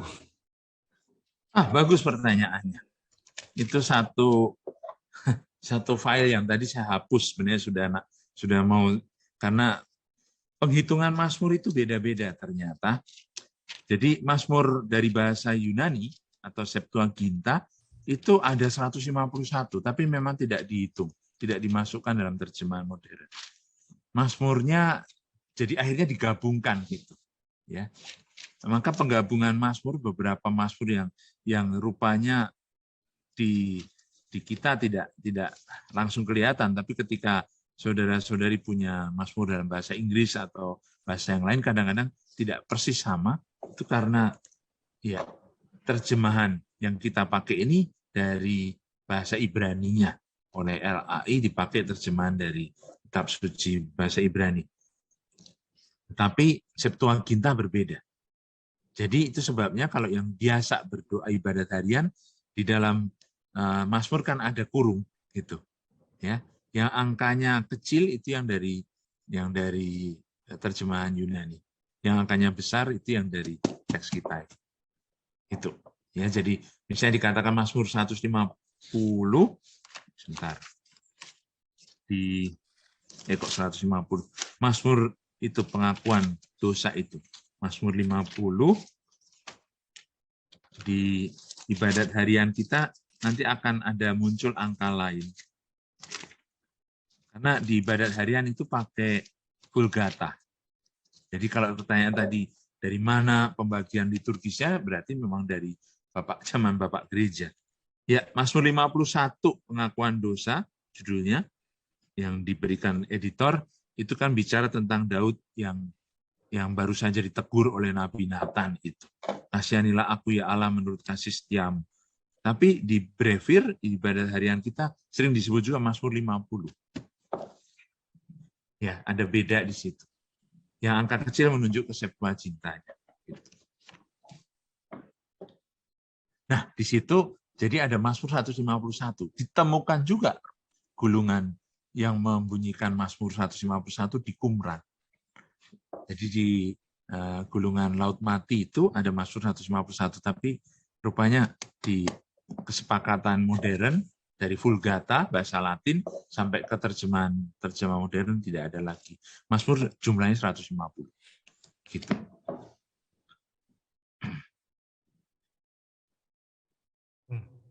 Jadi kalau Mazmur 151 di Vulgata berarti di Alkitab Ibrani 150 gitu ya, Mas Inyer ya?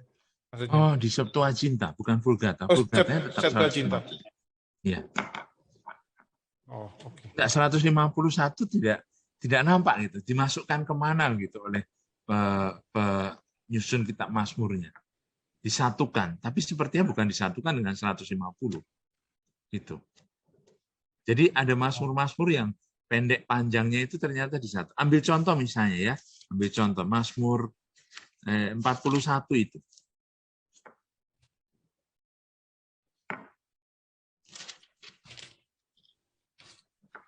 Mazmur 41 itu sebenarnya kalau kita baca, 42, Mazmur 42. Kalau kalian ada di punya kitab suci di depan, Mazmur 42. Seperti rusa merindukan sungai itu yang ada lagunya. Ya. Ya. Nah, itu sebetulnya masih berlanjut sampai Mazmur 43. Lihat kan disatukan nggak ada judul. Ya. Itu. Nah, Mazmur 43-nya kalau dibaca kata-katanya ada yang terulang seperti referen dari Mazmur 42. Macam begitu. Itu kemungkinan gabungan dari Mazmur yang dulunya satu Mazmur atau bagaimana. Gitu. Lalu ada 2 angka gitu kan. Contoh.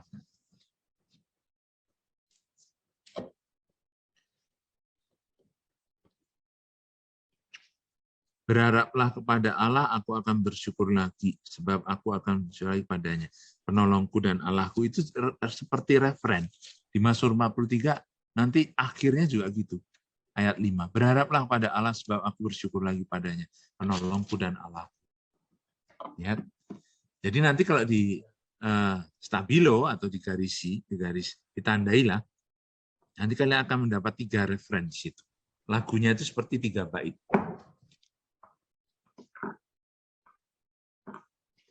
Banyak contoh semacam ini ya, di tempat lain kita bisa temukan.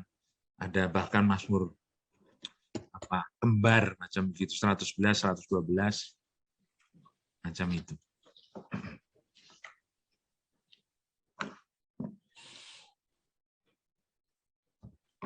Baik. Ya, Ibu Bapak, apakah ada yang ingin disampaikan? Hanya ingin, bukan pertanyaan tapi pernyataan aja, bahwa gambar-gambar tadi sungguh berkesan sekali, karena kalau orangnya udah pernah ke Holy Land ingat, wah iya itu pernah ke situ, itu tadi Gunung Nebo itu ya, terus yang gereja yang di Taman Getsemani itu. Iya. Iya itu berkesan sekali, aduh kayak jadi ingat waktu pernah ke sana itu aja. Saya lupa tadi mengomentari itu fotonya. Gereja, terima kasih Pak Beni ya. Lihat gereja di Taman Getsemani itu betul. Itu namanya memang gereja para bangsa. Itu sebenarnya saya pakai tadi karena mazmurnya yang dicontohkan tadi, mazmur yang menunjukkan universalitas kan. Satu undangan seluruh bangsa menjadi warga negara Sion gitu. Iya betul. Terima kasih Pak. Ya. Ini Monsinyur. Saya juga punya nih. Saya putar-putar juga. Saya putar-putar juga. $25. $25. Iya, ini tidak harganya. Ya karena besar itu. Biasanya ada sedikit sepuannya emas. Iya, benar. Ini ada sedikit kemas juga nih. Ya.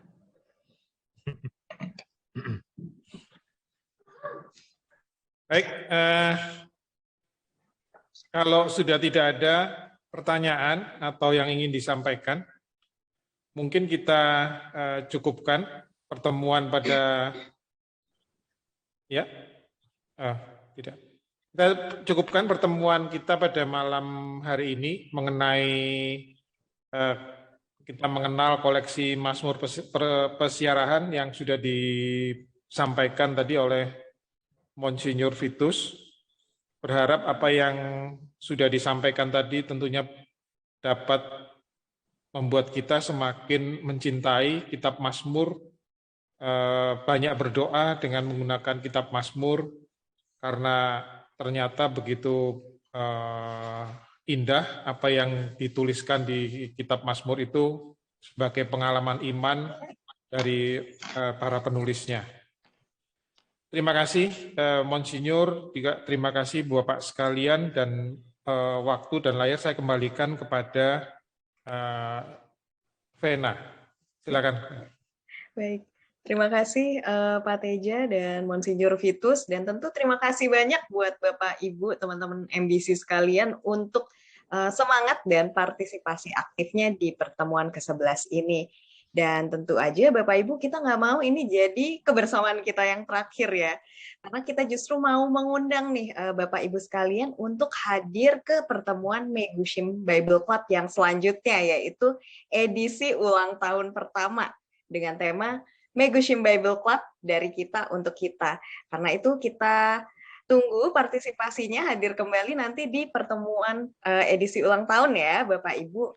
Dan juga jika Bapak Ibu berkenan, kami ingin memohon juga nih kesediaan Bapak Ibu untuk memberikan tanda kasih, bisa dengan scan QR code terlampir ya nanti. Ya bisa di sini persembahan kasih, boleh nanti langsung scan QR code aja, nanti bisa langsung melakukan transfer sesuai dengan berkenannya Bapak Ibu. Oke, baik. Lalu tentu saja kita tadi sudah mulai dengan doa, dan tentu kita ingin menutup kebersamaan kita malam ini juga dengan doa. Karena itu saya ingin kembali mengundang Kak Ines untuk memimpin doa. Kak Ines bisa diundang untuk masuk ke panggung virtual. Oke, thank you Vena. Oke, Bapak Ibu sekalian, kita akan menutup acara dengan doa, dan juga nanti akan dengar dari Monsinyur langsung ya, Mazmur 131 dan Kidung Kasidim, dan berkat dari Monsinyur. Oke, mari kita hening sebentar. Dalam Bapa, Putra, Roh Kudus. Amin. Tuhan Yesus, karena kasih-Mu yang luar biasa pada malam ini, kami boleh ikut pengajaran mengenai Mazmur perziarahan yang dibawakan oleh Monsinyur Vitus. Sungguh kami bersyukur Tuhan, sebab oleh cinta-Mu kepada kami semua itu boleh terjadi. Kami bersyukur Bapa untuk semua yang boleh kami pelajari malam ini. Biarlah apa yang kami dapat melalui acara ini boleh tinggal dalam hati kami, sehingga ke depannya kami bisa berdoa lebih baik dan mengalami kedamaian dalam hidup kami. Kami berdoa agar Megushim Bible Club bisa terus berjalan baik sehingga kami pun bisa semakin banyak belajar mengenai kitab suci, agar semakin dekat kepadamu dan kami boleh menjadi berkat bagi sesama. Kemuliaan pada Bapa, Putra, dan Roh Kudus, seperti pada permulaan, sekarang, selalu, dan sepanjang segala abad. Amin.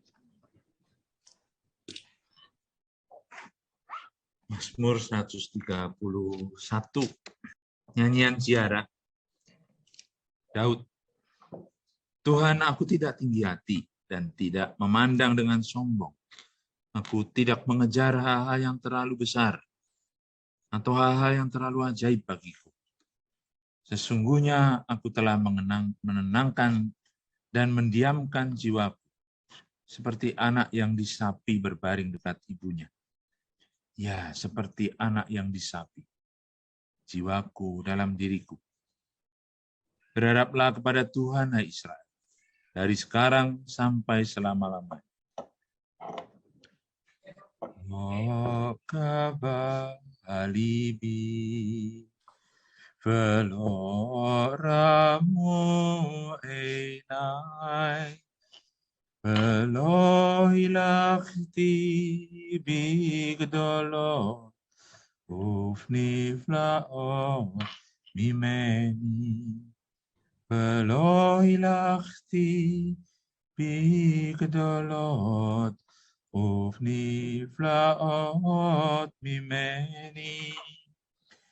Ine sibiti bedomamti nafsi kegamul aleimo kegamul alai nafsi.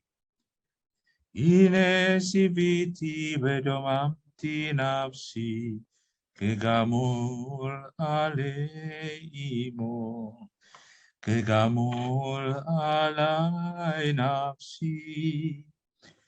Yahel Israel el Adonai ve'ata be'at olam me'ata be'at olam. Tuhan bersamamu Dan bersama rohmu. Semoga saudara-saudari sekalian beserta keluarga senantiasa dilindungi dan diberkati Allah yang Maha Kasih, Bapa dan Putra dan Roh Kudus. Amin. Terima kasih, Monsinyur. Terima kasih, Monsinyur. Amin. Selamat malam.